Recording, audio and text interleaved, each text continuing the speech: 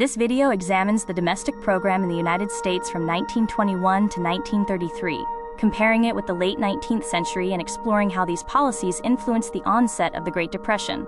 The 1920s, often remembered as the Jazz Age, were a time of significant cultural shifts and rapid social change in America.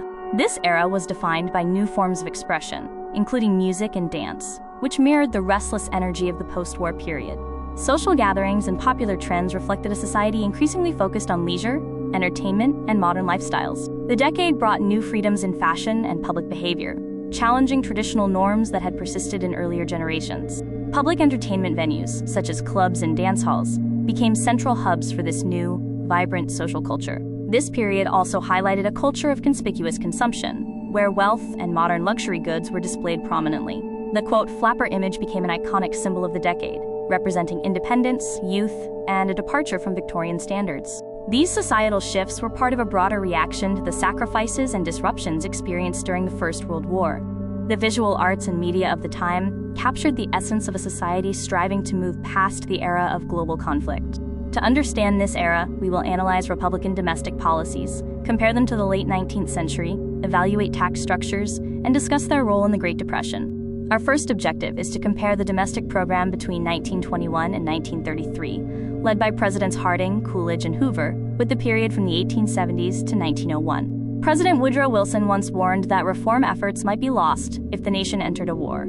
Following World War I, internal divisions within the Democratic Party allowed Republicans to take control in the 1920s. Both the post-Civil War era and the post-World War I era were marked by political conservatism, laissez-faire attitudes, business-friendly regulations, rapid industrialization, and significant wealth inequality.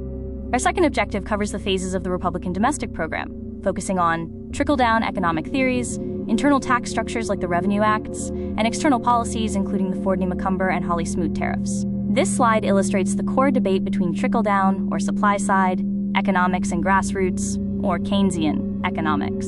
The flowchart highlights how government support for big business and wealthy individuals is intended to trigger investment, job creation, and, eventually, prosperity for the common consumer.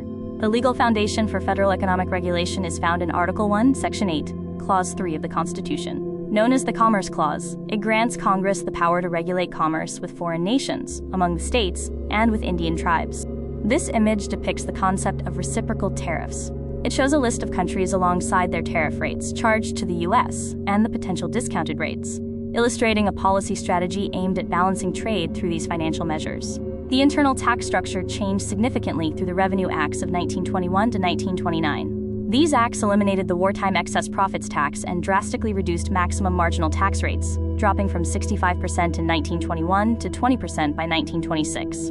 Following World War I, the United States became a creditor nation for the first time. European countries faced difficult options to pay back American loans, including increasing exports, reducing imports from the U.S., or defaulting, which had long-term global economic consequences. The Fordney-McCumber Act of 1922 imposed high customs taxes of up to 400%. This sparked a tariff war, encouraged inefficient production, and fostered an environment of artificial economic faith that eventually led to widespread speculation. The Hawley-Smoot Tariff of 1930 intensified these issues. Despite protests from over 1,000 economists, the policy led to a global tariff war, and by 1932, foreign trade had plummeted from $9 billion to $3 billion.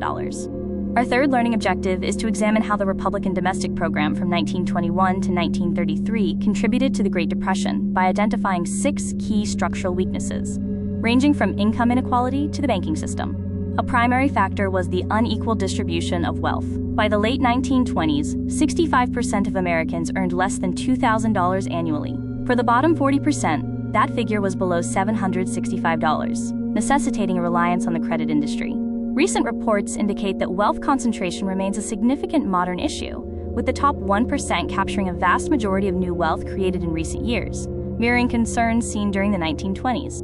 The second structural weakness was the mental attitude of the public. The 1920s fostered a sense of overconfidence, fueled by advertising that used psychology to create new, artificial consumer wants.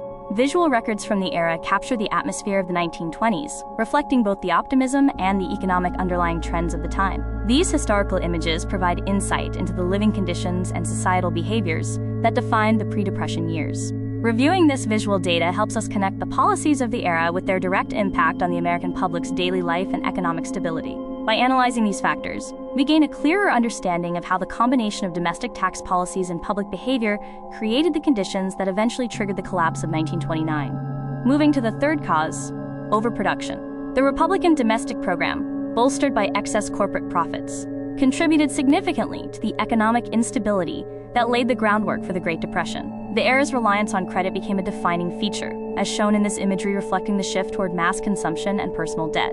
The fourth cause was poor economic intelligence. This was characterized by a blind faith in the strength of the American economy and the implementation of high restrictive tariffs. The seventh factor was the flawed banking structure. Poor regulation led to instability, where the failure of one bank often triggered a chain reaction, leading to bank runs and further collapses. In the first half of 1929 alone, 346 banks failed. In summary, the stock market crash wiped out significant wealth held by the affluent, dismantled both domestic and foreign lending mechanisms, and left prevailing attitudes that hampered an effective recovery. Our fourth learning objective focuses on the Hoover administration's response to the Depression. This was divided into 3 phases, starting with the lack of confidence in the economy. Phase 2 emphasized action at the local level, while Phase 3 saw the creation of the Reconstruction Finance Corporation, or RFC, to provide relief. The RFC focused on providing relief loans and funding public works programs. However, its impact was limited, managing to inject only $1.2 billion into circulation within its first 6 months. This historical photograph captures the era, reflecting the visual reality of the societal and economic pressures during the Hoover years. This image illustrates the broader context of the decade, providing a look at the environment that defined the challenges of the time. Additional visual records from the period underscore the severity of the economic situation and the atmosphere of the early Depression. This depiction provides further insight into the economic landscape and the conditions faced by citizens during this pivotal period. This scene captures the human impact of the crisis, specifically documenting the mass departures of families during the repatriation campaigns of the early 1930s. Repatriation campaigns were driven by the fear that immigrants were competing for limited jobs and government assistance during the economic downturn. These visual documentations serve as a reminder of the difficult choices and social realities that emerged as the nation grappled with the Great Depression.